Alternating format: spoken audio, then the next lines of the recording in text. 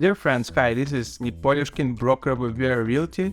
Today we're going to talk about statistics for the month of February of 2023, but you can use this information going forward for next quarter of year 2023. So meaning for the second quarter, you will be able to understand what is happening, and for the beginning of third quarter as well. So let's take a look at the statistics in Miami-Dade, Broward, and Palm Beach County. By looking at the statistics, you as a buyer, seller, you can understand about the trends and where actually the market is moving and what you can do in today's reality with your real estate. And now let's take a look at the statistics.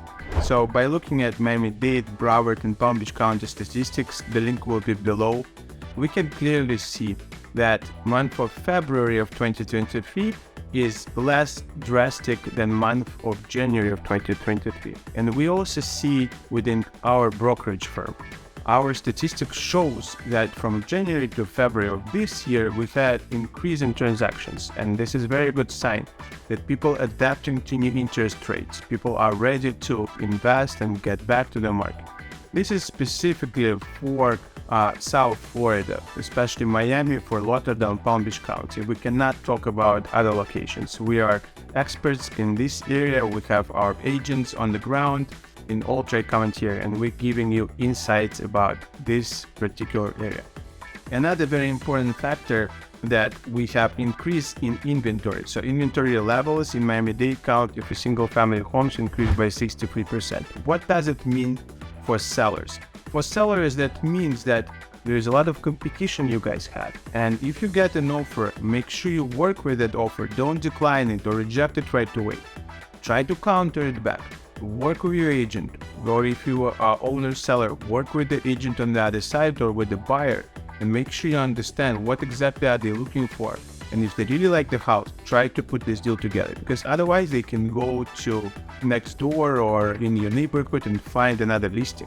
It's not like a year before where we had very low inventory levels, very low interest rates, and where buyers were hunting homes and giving offers above asking price. They're a very important part. So if you're a seller, make sure you keep an eye on that. Work with your clients, work with offers you receive, don't decline it. If you have some interest, try to work it out and don't decline this opportunity. For buyers, what does it mean? Obviously, you have a lot of options to choose from, and you can pick and choose now. You can negotiate on the price because you know there is a lot of homes on the market which are available. If house in pristine condition, the sellers might not really negotiate it because renovated houses are still limited. But the houses which are in need of updates, there are more of them. So that way, you can really start negotiating from 7% to 15%.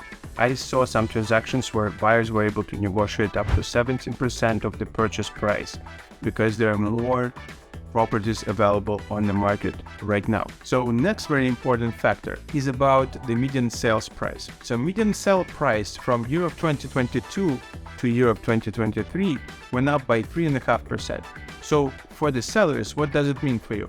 That this 3.5% you already have in your price. So let's say last year, if you would have sold your home, you can list it for $100,000.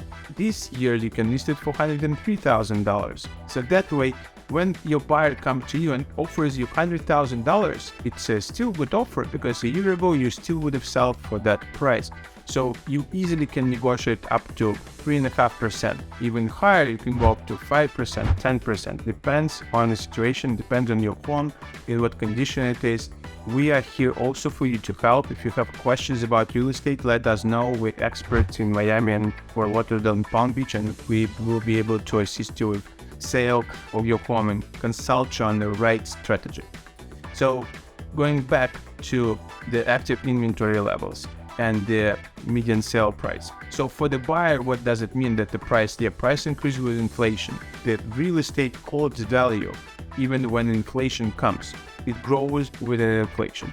For you as a buyer, be prepared to pay 3.5% more if the house in very good shape, very good condition, renovated, or brand new home, or if it's a house which need attention, some work, you can easily negotiate 3.5% based on that, because a year ago the price was 3.5% less.